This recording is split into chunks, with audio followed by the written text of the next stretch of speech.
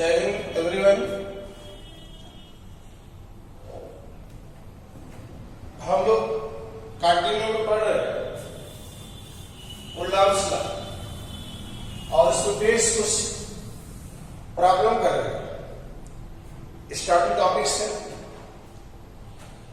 आज हम लोग पढ़ेंगे Coulomb's law in vector form. Actual में जो कुल्लाम्स लॉ है वो फोर्स से रिलेटेड है, इलेक्ट्रोस्टैटिक फोर्स और फोर्स वेक्टर क्वांटिटी। तो जो दो चार्ज के बीच फोर्स लगता है वो फोर्स वेक्टर फॉर्म में कैसे लिखा जाएगा, इसकी जरूरत ज्यादा पड़ती है। जैसे मान लो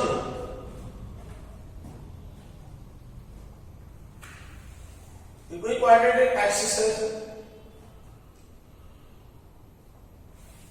एक चार्ज यहां पे जिसका पोजीशन वेक्टर है r1, दूसरा चार्ज यहां है जिसका पोजीशन वेक्टर है i2। पोजीशन वेक्टर का मतलब कि ओरिजिन से वो चार्ज कितने डिस्टेंस पर है, किस डायरेक्शन में। डिस्टेंस और डायरेक्शन दोनों बता दिया जाए चार्ज का किसी सेंट्रल पॉइंट से, तो उससे बोलेंगे position vector. r1 position vector है q1 का और r2 पोजीशन वेक्टर है q2 का। तो अगर ये वाला वेक्टर हम लिखें ये, तो ये वेक्टर होगा r और इस r को लिखा जाएगा vector r equals r2 minus r1।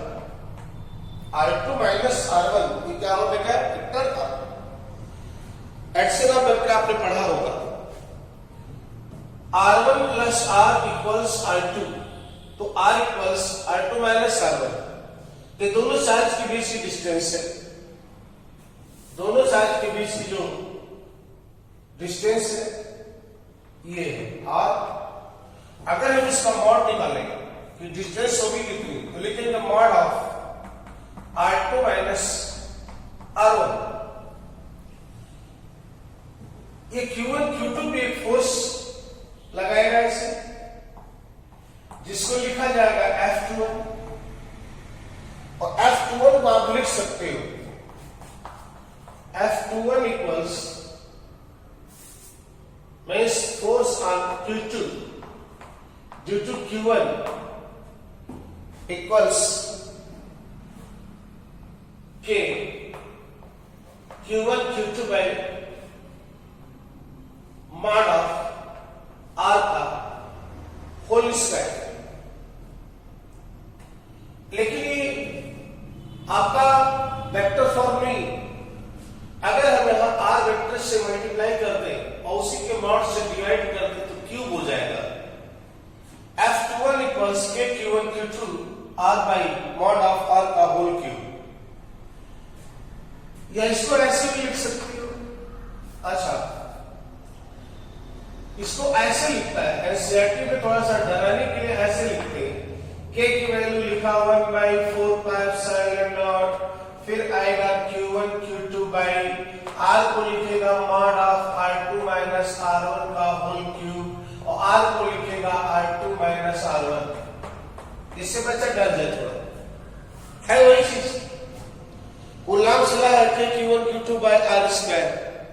r से क्योंकि वेक्टर फॉर्म में लाना है, क्या ये नहीं आएगा तो वेक्टर नहीं आएगा, तो हमने r से मल्टीप्लाई किया, r से डिवाइड किया, लेकिन यहां मॉड में। अब इसका मैग्नीट्यूड निकालोगे तो r का मैग्नीट्यूड r, एक r कट जाएगा और r स्क्वायर बचेगा और इसका मैग्नीट्यूड हो जाएगा f। तो ये वेक्टर फॉर्म हुआ इधर। तो q2 भी q1 पे एक फोर्स लगाएगा, q2 भी q1 पे एक फोर्स लगाएगा इधर, ये हो जाएगा F12। तो ऐसे F12 क्या लिखा जाएगा, F12 equals 1/4π0 q1 q2 by mod of r2 minus r1 का होल क्यूब इनटू ये हो जाएगा R2 माइनस R1 अगर आप लिखें तो वास्तव में ये गलत, वास्तव में F2 F21 का डायरेक्शन है R2 माइनस R1 के डायरेक्शन में। F21 का डायरेक्शन है डायरेक्शन ऑफ R। F21 का डायरेक्शन है डायरेक्शन ऑफ R, लेकिन F12 का डायरेक्शन होगा R तो इधर है, R के डायरेक्शन में ही है F21, लेकिन F12 जो होगा इस F21 के अपोजिट है। इसका मतलब ये फोर्स R के अपोजिट है। R का मतलब R2 माइनस R1 के अपोजिट है। अपोजिट तब आएगा जब यहां माइनस करते हैं अर्थात यहां माइनस करते हैं। ये इसका ये फोर्स हुआ, force on Q2 due to Q1, force on Q1 due to Q2। अगर ये दोनों फोर्स को आप देखें, यही वेक्टर फॉर्म है कूलॉम्स लॉ का। इससे कंक्लूजन क्या निकलता है, अगर आप देखो तो जो क्वांटिटी ये है वही क्वांटिटी सेम है, यहां पॉजिटिव भी यहां नेगेटिव है। इसका मतलब ये हुआ F21 is equal to the minus of 1 to F12, और यही कहलाता है आपका एक्शन रिएक्शन पेयर।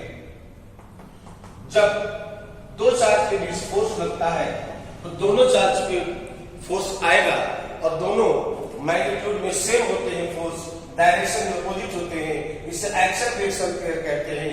और ये जो दोनों इक्वेशन लिखा गया है यही उन चार्ज पर लगने वाले फोर्स का फार्मूला है वेक्टर फॉर्म में।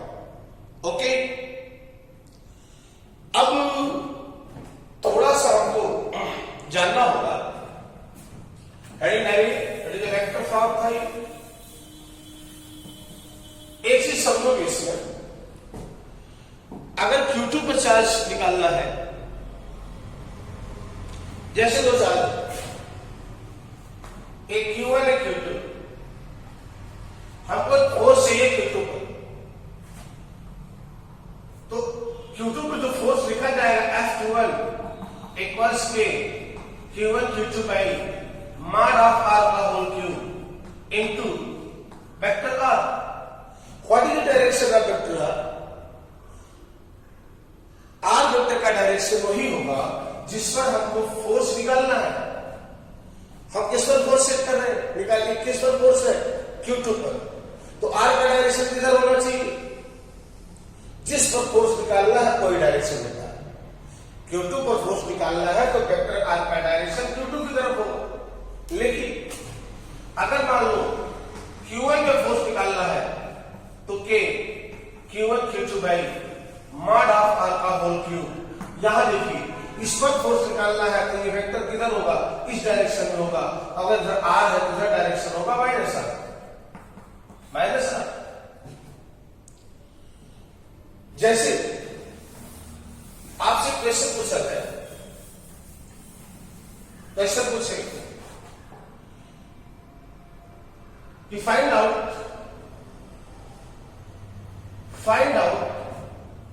force at 2 microcoulomb which is placed at 2,3 due to 1 coulomb which is placed at 4,6 या 4,5 या 4,7। Force on 2 coulomb charge due to 1 coulomb. एक कूलम चार्ज की वजह से 2 कूलम के चार्ज पर फोर्स क्या लगेगा, ये यहां 2 कूलम है, यहां 1 कूलम है।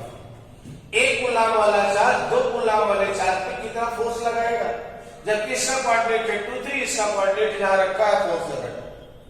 आपको पता है बताया, अगर 2 कूलम पे चार्ज निकालना है तो हमको वेक्टर R चाहिए, और वेक्टर R की वैल्यू आप क्या लिख सकते हो, वेक्टर R को लिख सकते हो। देखिए 2i minus 4i minus 2i का 3j माइनस 7 माइनस 4j का है, that is vector R। And mod of R is written as under root minus 2 square plus minus 4 square, that is under root 4 plus 16 under root 20, that is force F1 F force on charge 2 coulomb. Formula is that K into Q1 Q2 1 coulomb 2 coulomb into vector आया r minus 2i cap minus 4j cap by mod of under root 20 mod है इसका आएगा whole cube.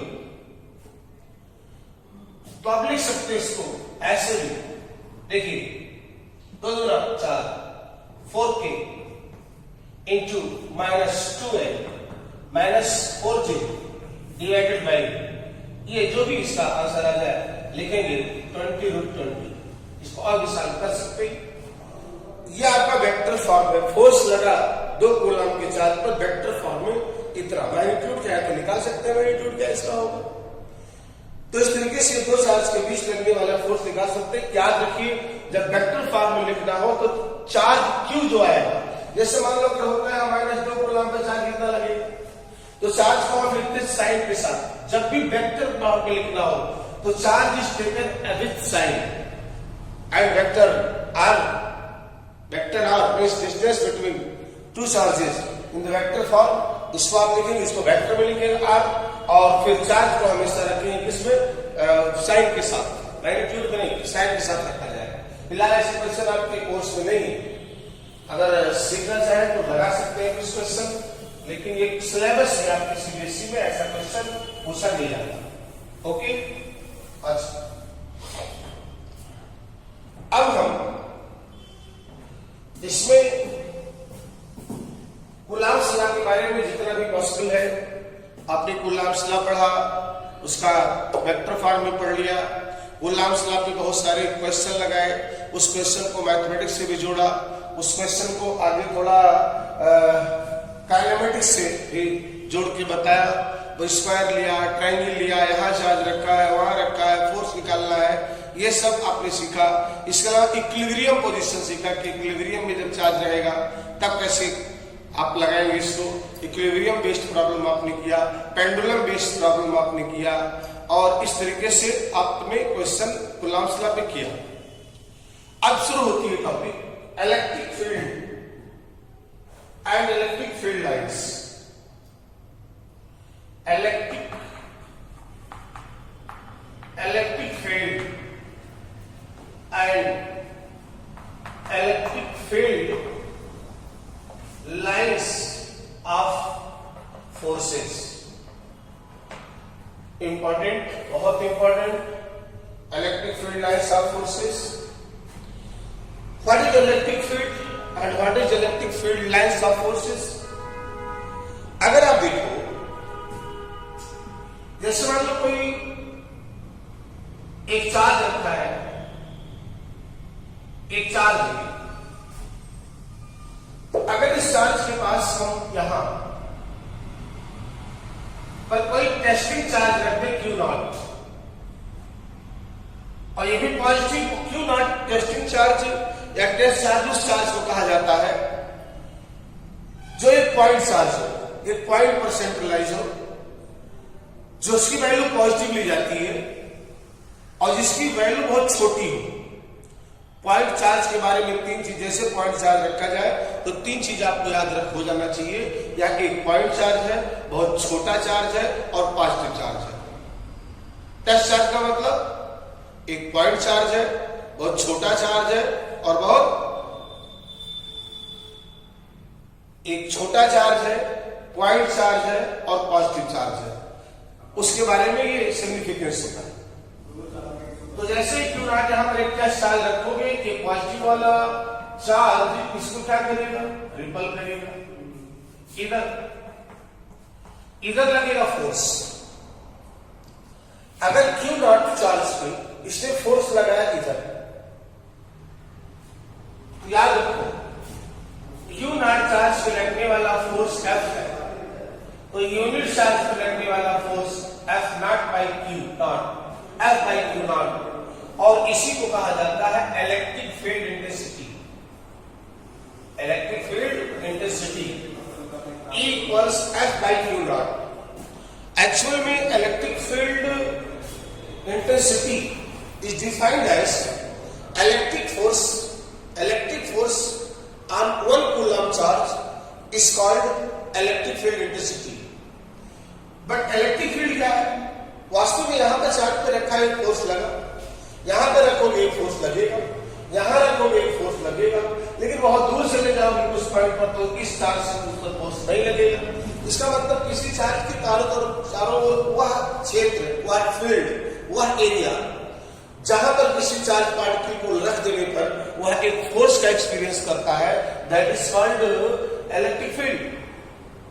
किसी charge के चारों ओर वह क्षेत्र, वह फील्ड, वह रीजन जिसमें कोई टेस्टिंग चार्ज अपने ऊपर किसी फोर्स का एक्सपीरियंस करता है, this region is called electric field of this charge. Electric field is the region around any charge in which any other charge, which is testing charge, experience electrostatic force. तो यहाँ positive charge है, हमने charge रखा, force लगा, ये तो हुआ electric field. Electric field intensity क्या है? इंटेंसिटी ऑफ इलेक्ट्रिक फील्ड क्या है?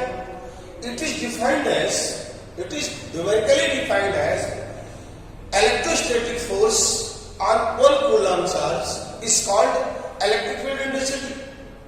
जैसे चार्ज क्यू रखा, मान लो इसका एक इलेक्ट्रोस्टैटिक फील्ड और इसमें हमने एक चार्ज रखा क्यू नॉट। जैसे क्यू नॉट रखोगे ये चार्ज इस पर एक फोर्स लगाएगा, अगर पॉजिटिव है तो रिपल करेगा, निगेटिव है तो अट्रैक्ट करेगा। मान लो यहां रिपल कर रहा है तो क्यू नॉट पे फोर्स लगा एफ, तो यूनिट चार्ज पे फोर्स लगेगा एफ बाई क्यू नॉट, और यूनिट चार्ज पर लगने वाले फोर्स को कहा जाता है intensity of electric field. E equals इसे लिखेंगे F बाई क्यू नॉट। इस यूनिट अगर आप देखो तो यूनिट होगी न्यूटन पर कूलम, न्यूटन पर coulomb, F by Q, Newton पर कूलम इसकी यूनिट होती है। ये वेक्टर क्वांटिटी है। ये कैसी क्वांटिटी? ये वेक्टर क्वांटिटी है, वेक्टर क्वांटिटी। अगर वेक्टर क्वांटिटी है तो डायरेक्शन किधर होगा? डायरेक्शन हमेशा देखो, अगर पॉजिटिव चार्ज है तो फोर्स इधर लगेगा, फोर्स इधर लगेगा, वही डायरेक्शन होगा इलेक्ट्रिक फील्ड का। पॉजिटिव है चार्ज तो पॉजिटिव चार्ज पे फोर्स किधर लगा? राइट, इससे अपोजिट। इसका मतलब जिधर फोर्स का डायरेक्शन होगा वही फील्ड का डायरेक्शन होगा।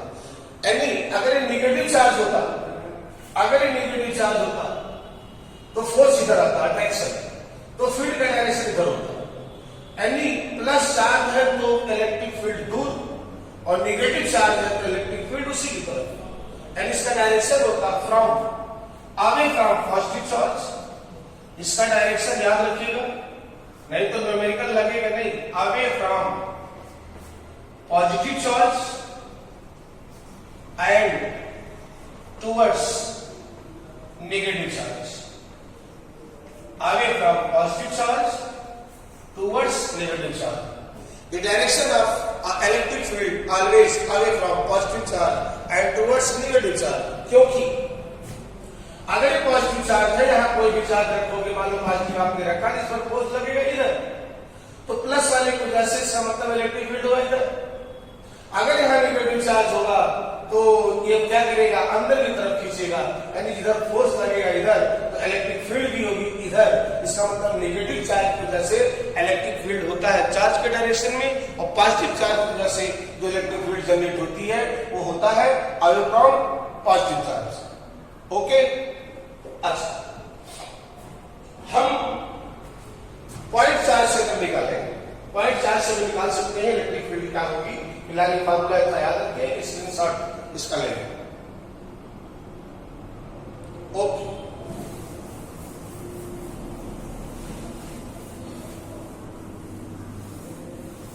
अब आता है electric field lines. Electric field lines क्या है? जैसे भी आपने पढ़ा ये पॉजिटिव चार्ज हुई, यहां चार्ज रखोगे, यहां रखो,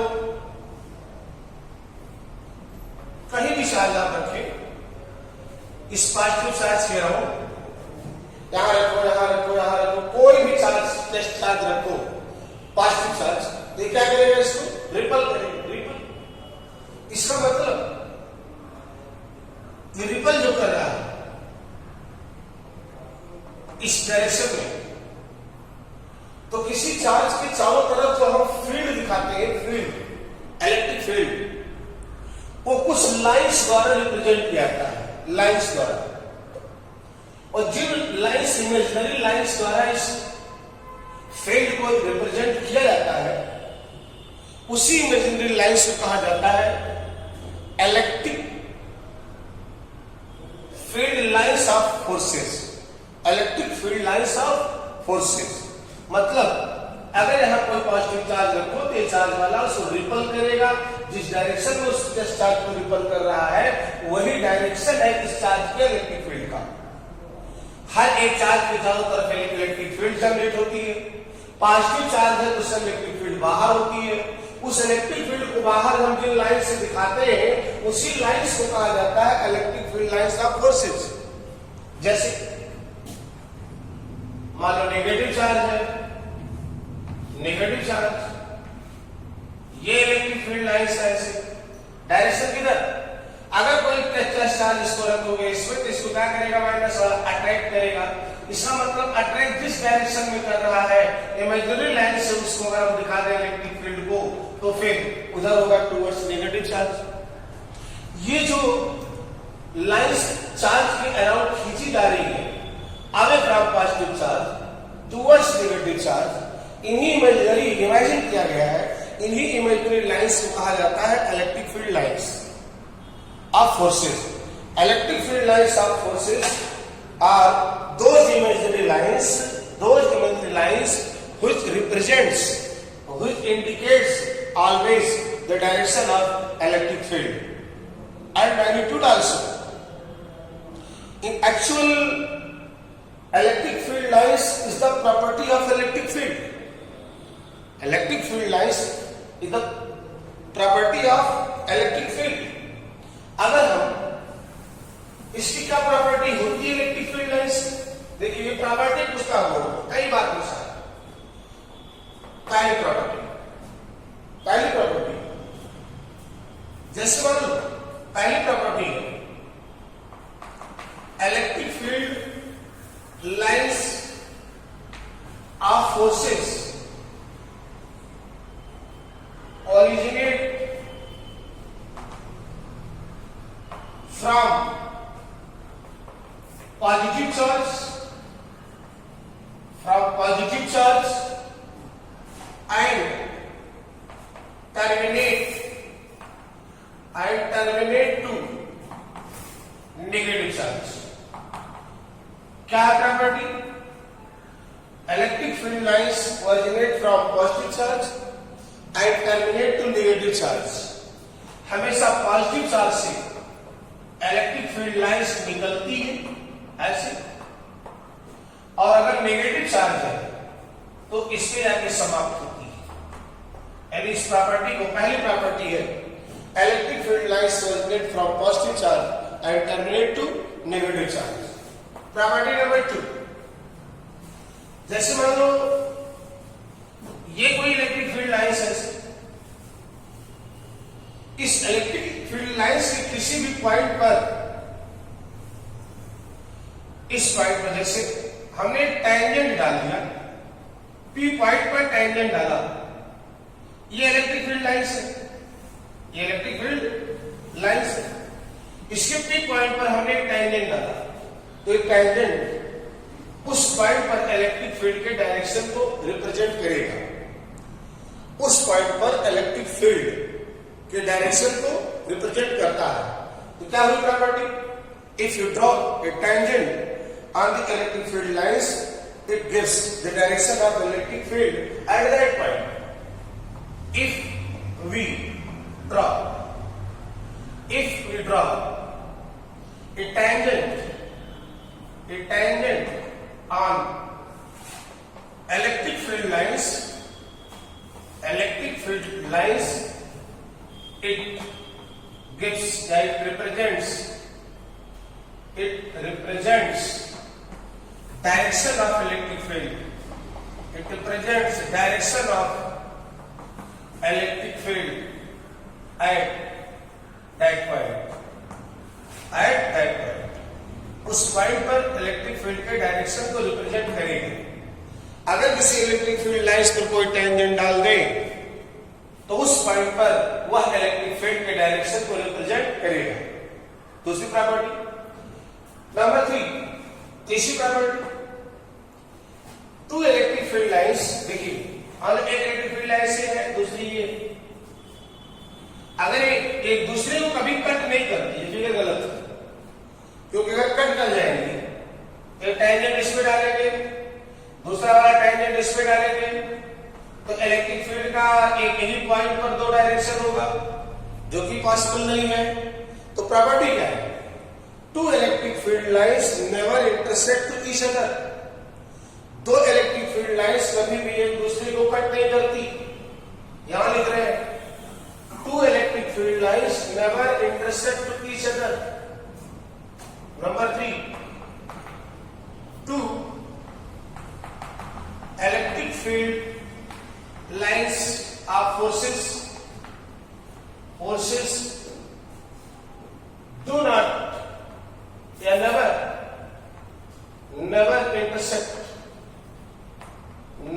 intersect to each other, कभी भी एक दूसरे को कट नहीं करती। आज क्वेश्चन में पूछता है कि two electric field lines never intersect to each other, why? जवाब है if intersect then we can draw two tangent at the point of intersection, means there is two direction of electric field which is not possible. तो लिखेंगे answer में if intersect then we can draw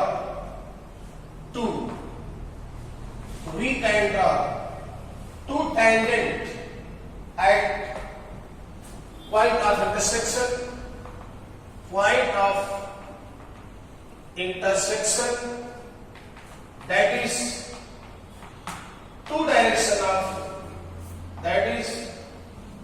two direction of electric field at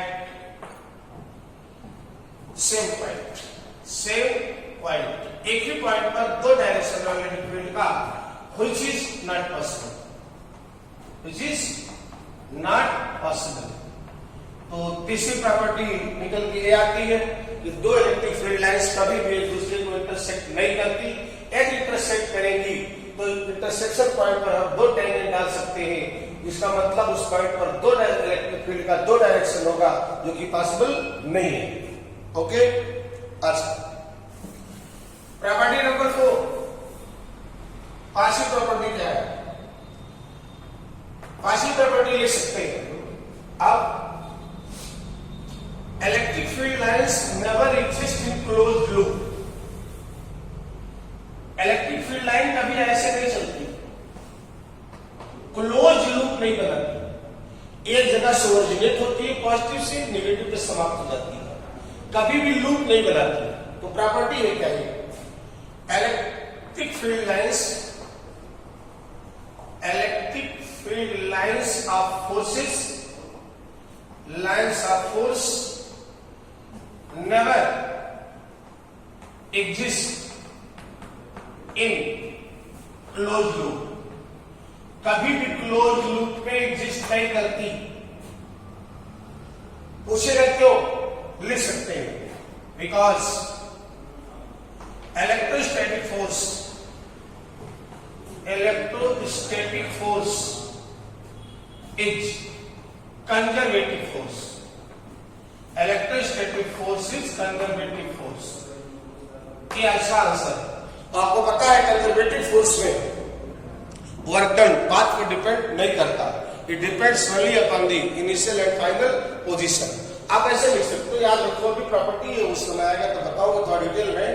electric field lines of forces never exist in closed loop because electrostatic force is the conservative force.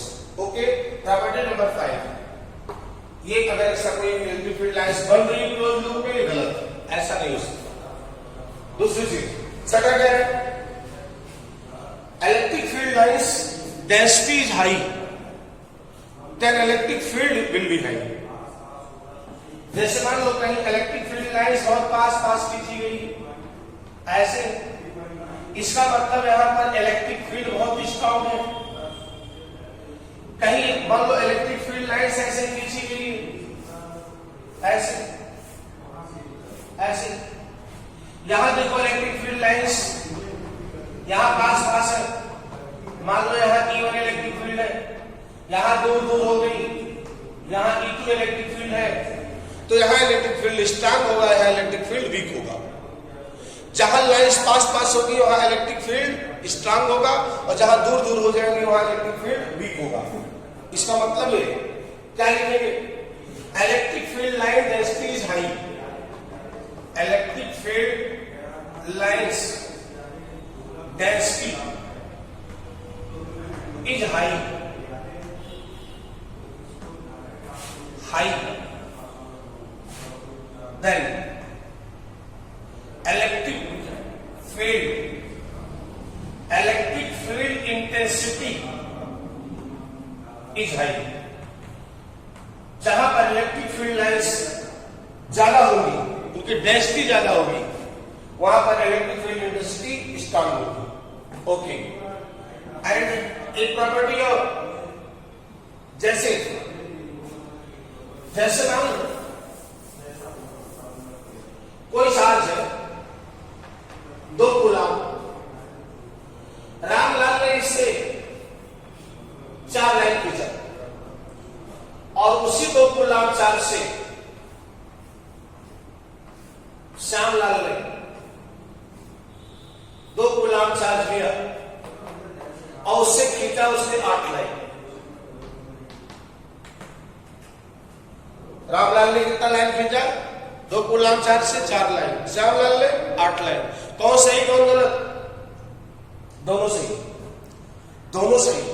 ये तो हम imagine करते हैं, line तो हम खींचते हैं, लेकिन याद रखना अगर किसी क्वेश्चन में 2 कूलम का चार्ज है और आपने खींचा 4 लाइन, तो जब ये 4 कूलम का चार्ज उसी क्वेश्चन में आएगा तब आप खींचोगे 8 लाइन।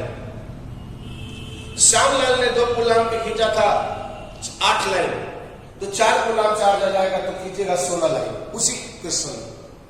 इसका मतलब क्या है, इसकी प्रॉपर्टी क्या कहती है, number of electric field lines is directly proportional to the magnitude of charge. Charge दुगना कर दोगे तो लाइन दुगना खींचना पड़ेगा उसी क्वेश्चन में। किसी क्वेश्चन में आपने 1 कूलम पे खींचा 10 लाइन, तो 5 कूलम आएगा 50 लाइन। यानी number of electric field lines, number of electric field lines is